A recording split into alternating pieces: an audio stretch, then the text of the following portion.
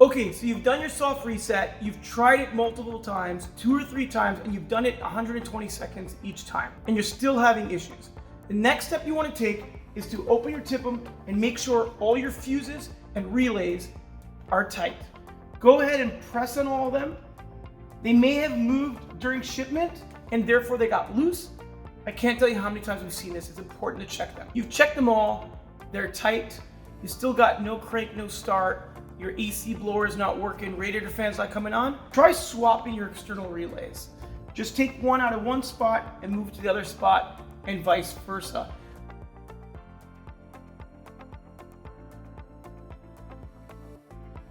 We do test all the relays, however we don't load test them currently, and in rare occasions they could fail under load. So just try giving that a shot. If that doesn't work, let's move on to the next step.